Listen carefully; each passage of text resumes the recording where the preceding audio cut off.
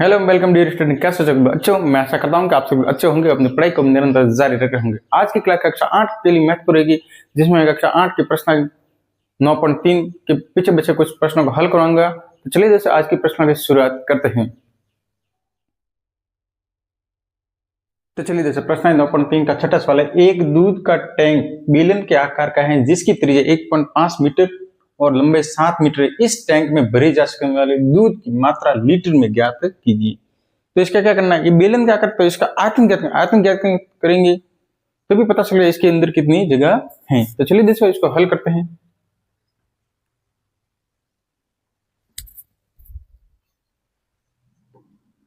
तो पहले इसकी त्रिज्या लिख लेते हैं। त्रिज्या कितनी है, 1.5 मीटर, ठीक है। उसकी लंबाई कितनी है, देखो त्रिज्या को L लिखते हैं, त्रिज्या को अपन L लिख देते हैं, और त्रिज्या को R लिखते हैं और लंबाई को L लिख देते हैं। लंबाई कितनी, 7 मीटर है। तो इस टैंक में भरे जाने दूध की मात्रा लीटर में ज्ञात करनी।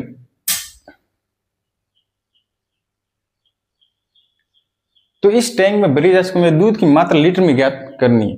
तो इसका मतलब आयतन ज्ञात करना पड़ेगा। तो यहां लिखते हैं बेलन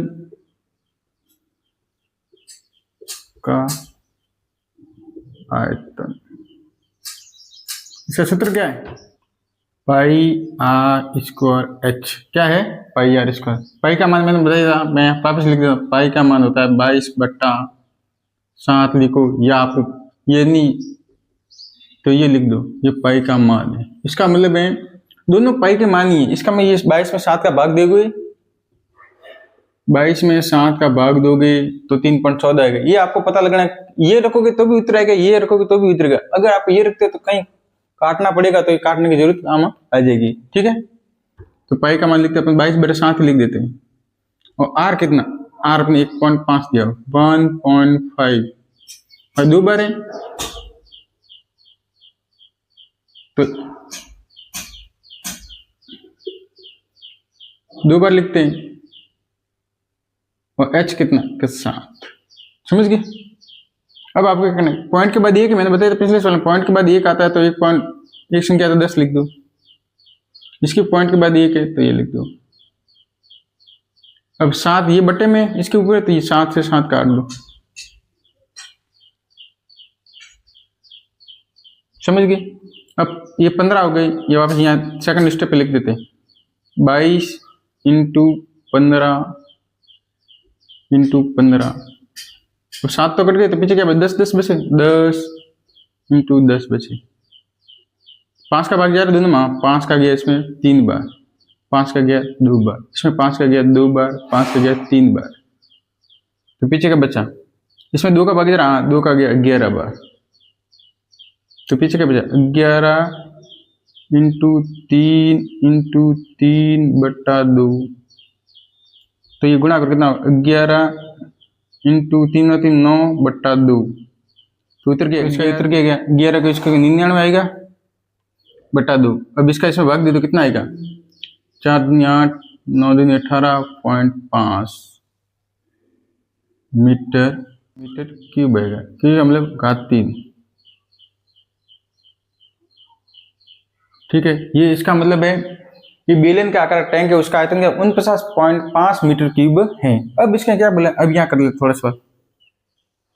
अब इसने क्या बोला है कि इसमें कितने लीटर दूध भरे जा सकते, इसमें कितना लीटर दूध आ सकता है, जिसका आयतन है 49.5 मीटर क्यूब है। इसमें कितना दूध आ सकता है, तो अब क्या करना वो। तो 1 मीटर क्यूब में, तो देखो 1 मीटर क्यूब में 1000 लीटर दूध आता है। कितना आता है, 1000 लीटर आता है।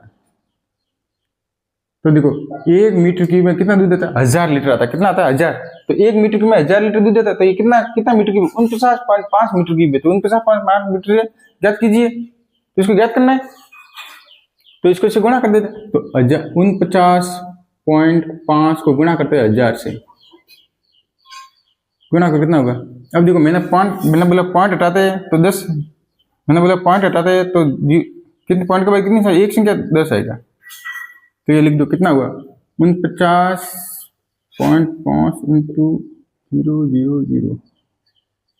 और 10 ऐसा का ऐसा, 0 से 0 काट दो तो ऊपर क्या बचा 495, और 0 को इससे गुणा कर दो तो 0 0। इसका मतलब है दूध कितना लीटर आएगा, एल का मतलब ये लीटर कितना है, ये लीटर लिख देते हैं।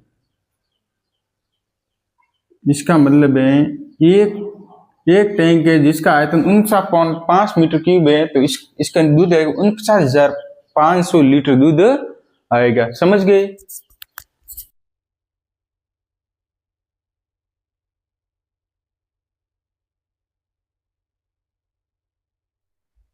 तो चलिए जैसे प्रश्न 9.3 का अंतिम सवाल है। एक कुंड के अंदर 60 लीटर प्रति मिनट की दर से पानी गिर रहा है। एक कुंड है, इसके अंदर 60 लीटर प्रति मिनट, यानी 1 मिनट के अंदर 60 लीटर पानी उसके अंदर कुंड के अंदर आ रहा है।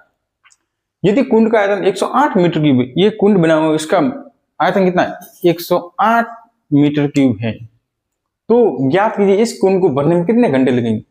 यानी एक कुंड है जिसका आयतन 108 मीटर क्यूब है और उसके अंदर 1 मिनट में 60 लीटर पानी आता है, तो बताइए उस कुंड को भरने में कितना समय लगेगा। तो चलिए दोस्तों इसको एक बार हल करते हैं।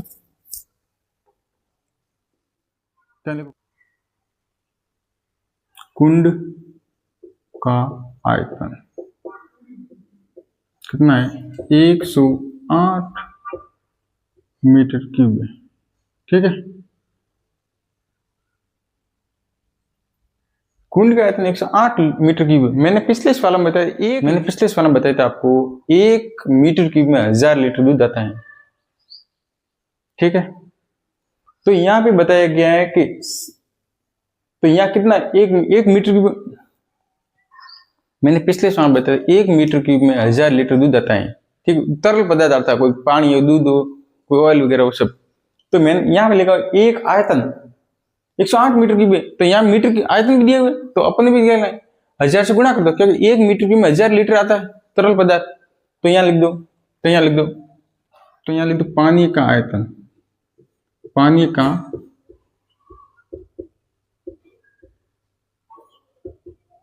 का आयतन कितना होगा, अब इसका आयतन 108 है, तो इसको 1000 से गुणा कर दो। क्यों? क्योंकि 1 मीटर क्यूब में 1000 लीटर आता है,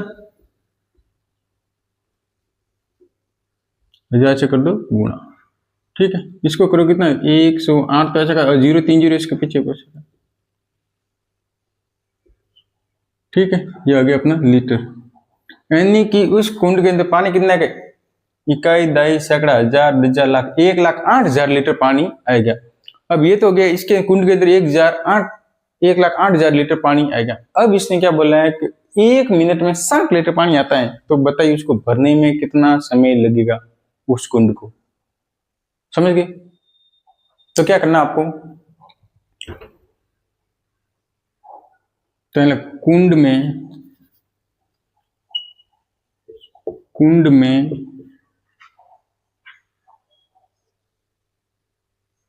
1 मिनट में 60 लीटर पानी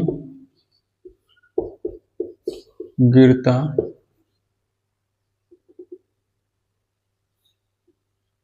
है।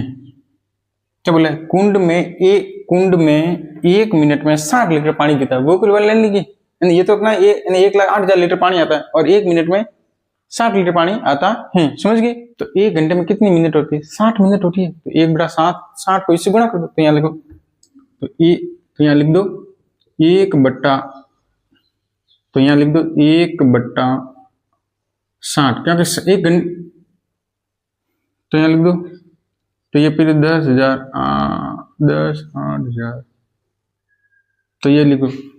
अब इसका इसमें भाग दे दो, 0 से 0 कट गया, अब पीछे क्या बचा 1, 10, 800, नीचे 6 ऐसा का ऐसा, क्योंकि 0 0 कट गया, इसका इसमें भाग कितनी बजाएगा 6 कम 6, कितना मिनट हुआ।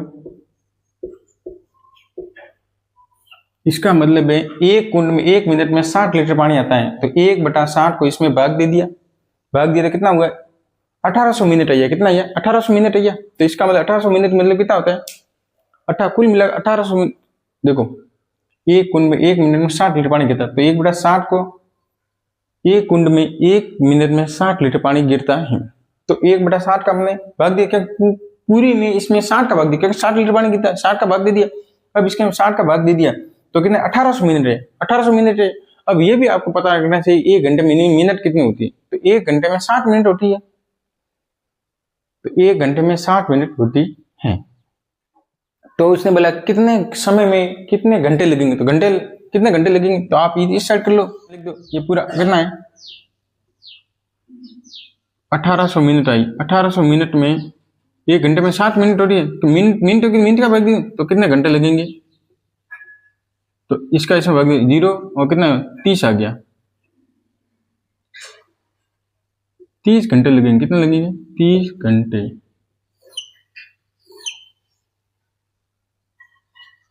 अब आप समझा दो, एक कुंड का आयतन 108 मीटर क्यूब है, पानी का आयतन 108 है, इसका मतलब 1 मीटर क्यूब में 1000 लीटर था, तो 1000 को 108 से गुणा कर दिया, ये हो गया।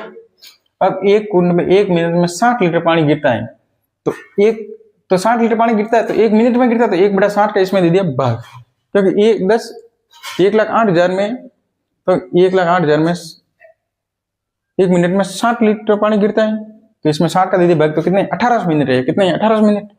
तो अब देखो, तो 1 घंटे में कितनी मिनट होती है, 1 घंटे में कितनी मिनट होती है 60, तो 1800 में 60 का भाग दिया, तो ये कितने 30 घंटे आ गए। इसका मतलब है 108 मीटर क्यूब का कुंड है, उसको भरने में 1 मिनट में 60 लीटर पानी आता है, तो कुल कितने घंटे लगेंगे, तो इसका मतलब उसको भरने में 30 घंटे लगेंगे। समझ गए।